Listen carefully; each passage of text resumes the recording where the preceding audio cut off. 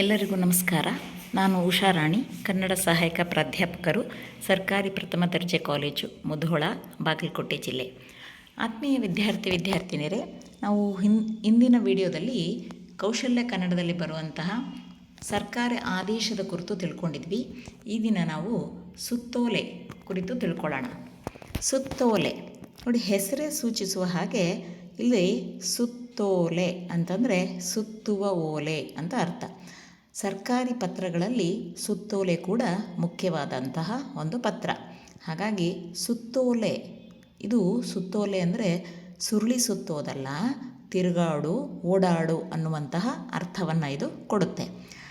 ಹಾಗೆ ಇದು ಸುತ್ತೋಲೆಯನ್ನು ಯಾವಾಗ ಹೊರಡಿಸ್ತಾರೆ ಅಂತಂದರೆ, ಒಂದೇ ವಿಷಯವನ್ನು ಅನೇಕ ಇಲಾಖೆಗಳಿಗೆ ಅಥವಾ ಅನೇಕರಿಗೆ ಒಂದೇ ವಿಷಯವನ್ನು ತಿಳಿಸಬೇಕಾಗಿ ಬಂದಂಥ ಸಂದರ್ಭದಲ್ಲಿ ಈ ಸುತ್ತೋಲೆಯನ್ನು ಹೊರಡಿಸಲಾಗುತ್ತದೆ.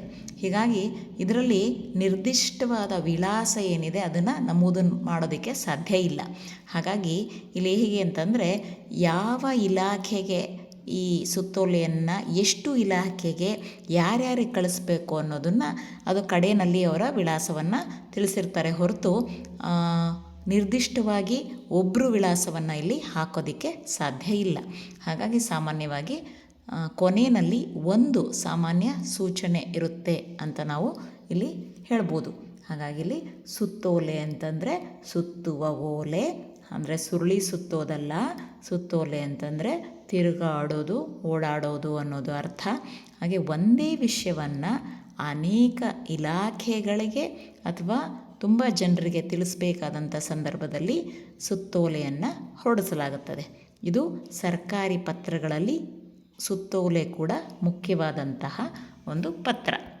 ಹಾಗಾಗಿ ಸುತ್ತೋಲೆನ ಯಾರ್ಯಾರಿಗೆ ಸಾಮಾನ್ಯವಾಗಿ ಯಾವ ಥರ ವಿಳಾಸವನ್ನು ಇಲ್ಲಿ ಹಾಕ್ತೀವಿ ಅಂತಂದರೆ, ಎಲ್ಲ ಇಲಾಖಾ ಮುಖ್ಯಸ್ಥರಿಗೆ. ನೋಡಿ, ಎಷ್ಟೊಂದು ಇಲಾಖೆಗಳಿರುತ್ತೆ ಸರ್ಕಾರದಲ್ಲಿ. ಹಾಗಾಗಿ ನಾವು ಒಂದು ವಿಷಯವನ್ನು ಎಲ್ಲ ಇಲಾಖೆಗಳಿಗೂ ಕೂಡ ತಿಳಿಸ್ಬೇಕಾದಂಥ ಸಂದರ್ಭದಲ್ಲಿ ಇಲ್ಲಿ ಏನಂತ ಹಾಕ್ತಾರೆ, ಎಲ್ಲ ಇಲಾಖಾ ಮುಖ್ಯಸ್ಥರಿ ಅಂಥೇಳಿ ನಮೂದು ಮಾಡ್ತಾರೆ. ಹಾಗೆ ಎಲ್ಲ ವೇತನ ಬಟವಾಡೆ ಅಧಿಕಾರಿಗಳಿಗೆ, ಹಾಗೆ ಎಲ್ಲ ಜಿಲ್ಲಾ ಖಜಾನೆಯ ಅಧಿಕಾರಿಗಳಿಗೆ, ಹಾಗೆ ಎಲ್ಲ ರೆವಿನ್ಯೂ ಅಧಿಕಾರಿಗಳಿಗೆ. ನೋಡಿ, ವಿಷಯ ಒಂದೇ. ವಿದ್ಯಾರ್ಥಿಗಳೇ, ನೀವು ಇಲ್ಲಿ ಗಮನಿಸಬೇಕು, ಸುತ್ತೋಲೆಯಲ್ಲಿ ಬರುವಂತಹ ವಿಷಯ ಏನಿದೆ ಅದು ಒಂದೇ, ಆದರೆ ಅದು ಎಲ್ಲ ಇಲಾಖೆಗಳಿಗೂ ಹೋಗಬೇಕು.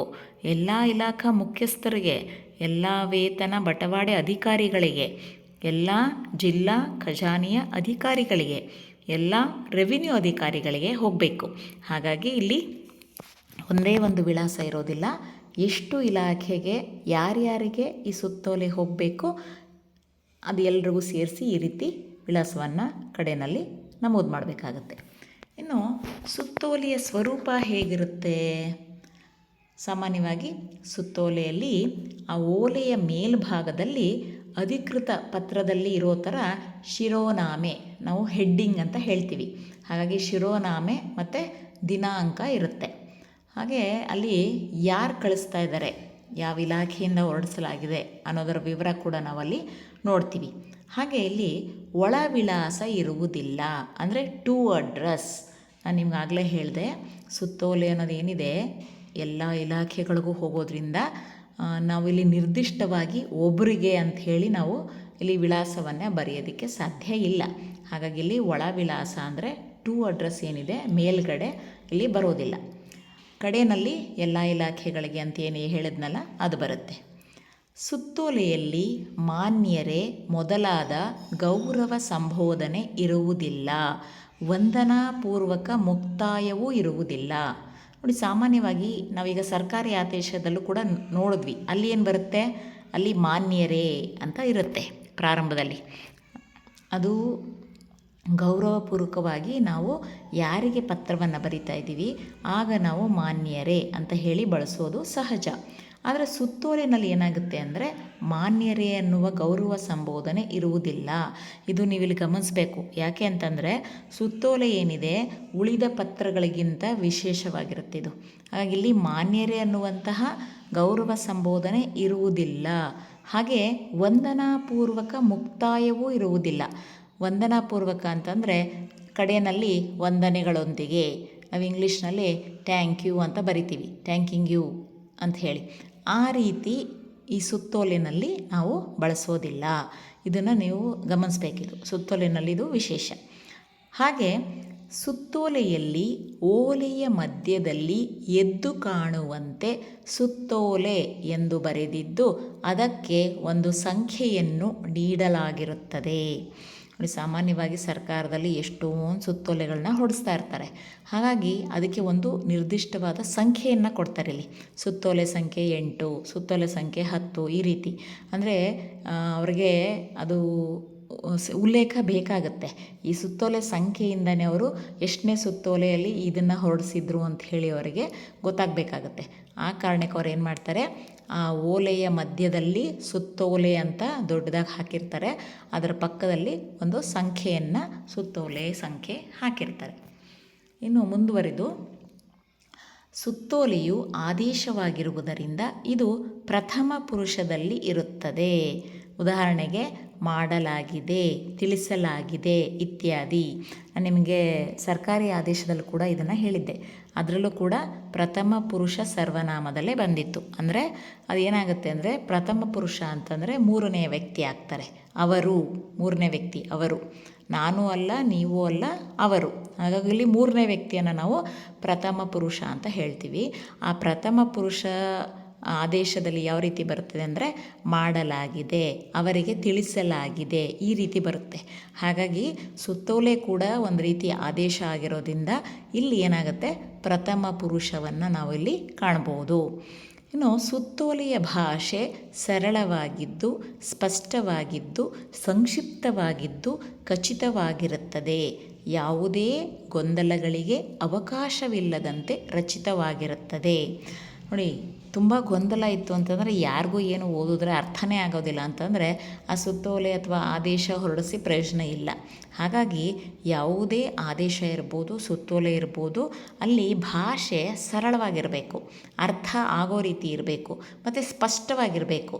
ಏನು ಆದೇಶ ಹೊರಡಿಸಿದ್ದಾರೆ ಇಲ್ಲಿ, ಅದೇ ರೀತಿ ಏನು ಸುತ್ತೋಲೆಯಲ್ಲಿ ವಿಷಯ ಏನಿದೆ, ಇದು ಸ್ಪಷ್ಟವಾಗಿರುತ್ತೆ, ಸಂಕ್ಷಿಪ್ತವಾಗಿರುತ್ತೆ, ಪುಟಗಟ್ಟಲೆ ಇರೋದಿಲ್ಲ.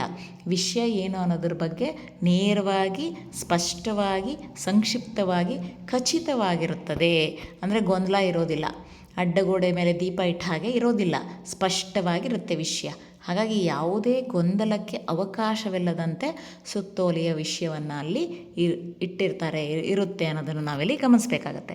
ಹಾಗೆ ಸುತ್ತೋಲೆಯನ್ನು ಲಕೋಟೆಯ ಒಳಗೆ ಹಾಕಿ ಲಕೋಟೆಯ ಮೇಲೆ ಒಳವಿಳಾಸ ಬರೆದು ಸಂಬಂಧಪಟ್ಟವರಿಗೆ ರವಾನಿಸಲಾಗುತ್ತದೆ. ನೋಡಿ, ನಾವು ಹಿಂದಿನ ಸ್ಲೈಡಲ್ಲಿ ನೋಡಿದ್ವಿ, ಸುತ್ತೋಲೆಯಲ್ಲಿ ಯಾರ್ಯಾರಿಗೆ ಅಡ್ರೆಸ್ ಇರುತ್ತೆ. ಅದರಲ್ಲಿ ಎಲ್ಲ ಖಜಾನೆಯ ಅಧಿಕಾರಿಗಳಿಗೆ, ಎಲ್ಲ ಇಲಾಖಾ ಮುಖ್ಯಸ್ಥರಿಗೆ, ಈ ರೀತಿ ಇರುತ್ತೆ ಅಲ್ವಾ. ಹಾಗೆ ಸುತ್ತೋಲೆಯನ್ನು ಒಂದು ಲಕೋಟೆ ಅಂದರೆ ಒಂದು ಎನ್ವಲಪ್ ಕವರ್ ಒಳಗಡೆ ಹಾಕಿ ಮೇಲ್ಗಡೆ ಯಾರ್ಯಾರಿಗೆ ಹೋಗಬೇಕು ಅದು ಎಲ್ಲ ಇಲಾಖಾ ಮುಖ್ಯಸ್ಥರಿಗೆ ಒಂದು ಎನ್ವಲಪ್ ಹೋಗುತ್ತೆ. ಹಾಗೆ ಮತ್ತೊಂದು ಎಲ್ಲ ಖಜಾನೆ ಅಧಿಕಾರಿಗಳಿಗೆ. ಈ ರೀತಿ ಏನು ಮಾಡ್ತಾರೆ, ಬೇರೆ ಬೇರೆ ಎನ್ವಲಪ್ಪನ್ನು ಮಾಡಿ, ಅದರ ವಿಷಯ ಸುತ್ತೋಲೆ ಒಂದೇ, ಆದರೆ ಕವರ್ ಮಾತ್ರ ಬೇರೆ ಬೇರೆ. ಹೀಗೆ ಬರೆದು ವಿಳಾಸವನ್ನು ಬರೆದು ಅವರಿಗೆ ಯಾರಿಗೆ ಸಂಬಂಧಪಟ್ಟವರಿಗೆ ಕಳಿಸ್ಬೇಕು ಅವರಿಗೆ ಇದನ್ನು ಕಳಿಸಲಾಗುತ್ತೆ ಅನ್ನೋದನ್ನು ಇದರಲ್ಲಿ ಹೇಳ್ತಾ ಇದ್ದಾರೆ. ಇನ್ನು ಸುತ್ತೋಲೆಯ ಮಾದರಿಯನ್ನು ನಾವಿಲ್ಲಿ ನೋಡೋಣ. ನೋಡಿ, ಮೇಲ್ಗಡೆ ಕರ್ನಾಟಕ ಸರ್ಕಾರ ಅಂತ ಬಂದಿದೆ. ಇದು ಎಡಭಾಗದಲ್ಲಿ ಸಂಖ್ಯೆ ಇರುತ್ತೆ. ಬಲಭಾಗದಲ್ಲಿ ನೋಡಿ, ಇಲ್ಲಿ ಸಾರ್ವಜನಿಕ ಶಿಕ್ಷಣ ಇಲಾಖೆ ಮಲ್ಲೇಶ್ವರಂ ಬೆಂಗಳೂರು. ಹಾಗಾಗಿ ಇದು ಶಿಕ್ಷಣ ಇಲಾಖೆಯಿಂದ ಹೊರಡಿಸಿರುವಂತಹ ಒಂದು ಸುತ್ತೋಲೆ. ಹಾಗಾಗಿ ಇಲ್ಲಿ ಮಧ್ಯದಲ್ಲಿ ಸುತ್ತೋಲೆ ಅನ್ನೋದನ್ನು ಬಂದಿದೆ. ಮೇಲ್ಗಡೆ ಎಡಭಾಗದಲ್ಲಿ ನಾವು ಸಂಖ್ಯೆಯನ್ನು ನೋಡಿದ್ದೀವಿ, ಸುತ್ತೋಲೆ ಸಂಖ್ಯೆ. ಇನ್ನು ವಿಷಯ ಒಂದು ಗಮನಿಸ್ಬೇಕು ನೀವಿಲ್ಲಿ, ಮಾನ್ಯರೇ ಅನ್ನುವಂತಹ ಗೌರವ ಸಂಬೋಧನೆ ಇಲ್ಲಿ ಇಲ್ಲ. ಆಗಲೇ ಸ್ವರೂಪದಲ್ಲಿ ಹೇಳಿದೆ, ಸುತ್ತೋಲೆಯ ಸ್ವರೂಪದಲ್ಲಿ ಹೇಳಿದೆ. ಇಲ್ಲಿ ಮಾನ್ಯರೇ ಅನ್ನುವಂತಹ ಗೌರವ ಸಂಬೋಧನೆಯಾಗಲಿ ಅಥವಾ ವಂದನಾಪೂರ್ವಕ ಸಂಬೋಧನೆಯಾಗಲಿ ಇಲ್ಲಿ ನಾವು ನೋಡೋದಿಲ್ಲ. ಹಾಗಾಗಿ ಇಲ್ಲಿ ನೇರ ವಿಷಯ ಇದೆ, ಕನ್ನಡ ಮಾಧ್ಯಮದಲ್ಲಿ ಬೋಧನೆ. ಈ ಕನ್ನಡ ಮಾಧ್ಯಮದಲ್ಲಿ ಬೋಧನೆ ಅನ್ನುವಂಥ ವಿಷಯ ಏನಿದೆ ನೋಡಿ, ಇಲ್ಲಿ ಕೆಳಗಡೆ ಪ್ರತಿಗಳು ಅಂತಿದೆಯಲ್ಲ, ಅದರ ಕೆಳಗಡೆ ಯಾರ್ಯಾರಿಗೆ ಹೋಗಬೇಕು ಅಂತ ಇದೆ. ಎಲ್ಲ ತಾಲೂಕಿನ ಕ್ಷೇತ್ರ ಶಿಕ್ಷಣಾಧಿಕಾರಿಗಳಿಗೆ, BRC ಮತ್ತು CRC ಅಧಿಕಾರಿಗಳಿಗೆ, ಹಾಗೆ ಕಚೇರಿ ಪ್ರತಿ. ಹಾಗಾಗಿ ಇಲ್ಲಿ ಯಾರಿಗೆ ಹೋಗಬೇಕು ಅನ್ನೋದಕ್ಕೆ ಇಲ್ಲಿ ಮೇಲ್ಗಡೆ ಸುತ್ತೋಲೆಯಲ್ಲಿ ಟು ಅಡ್ರೆಸ್ಸು ಮೇಲೆ ಬಂದಿಲ್ಲ. ಹಾಗೆ ಇದು ಯಾರ್ಯಾರು ಹೋಗಬೇಕು ಅನ್ನೋದು ಕೆಳಗಡೆ ಪ್ರತಿಗಳಿದೆಯಲ್ಲ, ಇದನ್ನು ಲಕೋಟೆ ಹಾಕಿದಾಗ ಮೇಲ್ಗಡೆ ವಿಳಾಸವನ್ನು ಬರೆದು ಅದನ್ನು ಕಳಿಸ್ಬೇಕಾಗತ್ತೆ. ಇಲ್ಲಿ ನೋಡಿ, ವಿಷಯ ನೋಡೋದಾದರೆ ರಾಜ್ಯದ ಅನೇಕ ಪ್ರಾಥಮಿಕ ಶಾಲೆಗಳು ಕನ್ನಡ ಮಾಧ್ಯಮದಲ್ಲಿ ಬೋಧನೆ ಮಾಡುವುದಾಗಿ BEO ಕಚೇರಿಯಿಂದ ಮಾನ್ಯತೆ ಪಡೆದು ಪ್ರಸ್ತುತ ಇಂಗ್ಲಿಷ್ ಮಾಧ್ಯಮದಲ್ಲಿ ಬೋಧನೆ ಮಾಡುತ್ತಿರುವುದಾಗಿ ದೂರು ಬಂದಿದೆ. ಕನ್ನಡ ಮಾಧ್ಯಮದಲ್ಲಿ ಬೋಧಿಸುವುದಾಗಿ ಅನುಮತಿ ಪಡೆದ ಶಾಲೆಗಳಲ್ಲಿ ಇನ್ನು ಮುಂದೆ ಇಂಗ್ಲಿಷ್ ಮಾಧ್ಯಮದಲ್ಲಿ ಬೋಧನೆ ಮಾಡುವುದು ಕಂಡುಬಂದಲ್ಲಿ ಅಂತಹ ಶಾಲೆಗಳ ಮಾನ್ಯತೆಯನ್ನು ರದ್ದು ಮಾಡಲಾಗುವುದು. ಕೆಳಗಡೆ ನಿರ್ದೇಶಕರು, ಸಾರ್ವಜನಿಕ ಶಿಕ್ಷಣ ಇಲಾಖೆ, ಪ್ರಾಥಮಿಕ ಶಿಕ್ಷಣ ಇವರ ಸಹಿ ಇರುತ್ತೆ. ಆಮೇಲೆ ಸೀಲ್ ಕೂಡ ಹಾಕ್ತಾರೆ. ನೋಡಿ, ಹೀಗೆ ಈ ಸುತ್ತೋಲೆ ಏನಿದೆ ವಿಷಯ ಒಂದೇ, ಆದರೆ ಇದನ್ನು ಎಲ್ಲ ತಾಲೂಕಿನ ಕ್ಷೇತ್ರ ಶಿಕ್ಷಣಾಧಿಕಾರಿಗಳಿಗೂ ಕೂಡ ಕಳಿಸ್ಬೇಕು. ಹಾಗೆ BRC ಮತ್ತು CRC ಅಧಿಕಾರಿಗಳಿಗೂ ಕೂಡ ಕಳಿಸ್ಬೇಕಾಗಿದೆ. ಹಾಗಾಗಿ ಇಲ್ಲಿ ಏನಂತಂದರೆ ವಿಷಯ ಒಂದು, ಆದರೆ ಅದು ಹೋಗ್ತಾ ಇರೋದು ಎಲ್ಲ ಬೇರೆ ಬೇರೆ ಎಲ್ಲ ತಾಲೂಕಿನ ಕ್ಷೇತ್ರ ಶಿಕ್ಷಣಾಧಿಕಾರಿಗಳಿಗೆ ಮತ್ತು ಬೇರೆ ಬೇರೆ ಅಧಿಕಾರಿಗಳಿಗೆ ಹೋಗಬೇಕಾಗಿದೆ. ಹಾಗಾಗಿ ಇದನ್ನು ನಾವು ಸುತ್ತೋಲೆ ಮಾದರಿಯನ್ನು ನಾವು ಈ ದಿನ ನೋಡಿದ್ವಿ. ಹಾಗೆ ಇದು ಕೂಡ ಇಲ್ಲಿ ಕೂಡ ನಿಮಗೆ ಪ್ರಬಂಧ ಮಾದರಿ ಪ್ರಶ್ನೆ ಬರ್ಬೋದು. ಸುತ್ತೋಲೆ ಅಂದ್ರೇನು, ಅದರ ಸ್ವರೂಪ, ಹಾಗೆ ಅದರ ಮಾದರಿಯನ್ನು ಬರೆಯಿರಿ ಅಂಥೇಳಿ ನಿಮಗೆ ಪ್ರಬಂಧ ಮಾದರಿಯಾಗೂ ಕೂಡ ಕೊಡಬಹುದು. ಹಾಗೆ ಟಿಪ್ಪಣಿ 5 ಅಂಕಕ್ಕೂ ಕೂಡ ಕೊಡ್ಬೋದು. ಇನ್ನು 1 ವಾಕ್ಯಕ್ಕೂ ಕೂಡ ನಿಮಗೆ ಪ್ರಶ್ನೆ ಬರೋ ಸಾಧ್ಯತೆ ಇರುತ್ತೆ. ಹಾಗಾಗಿ ಇದನ್ನು ಗಮನಿಸ್ಕೊಳ್ಳಿ ವಿದ್ಯಾರ್ಥಿಗಳೇ.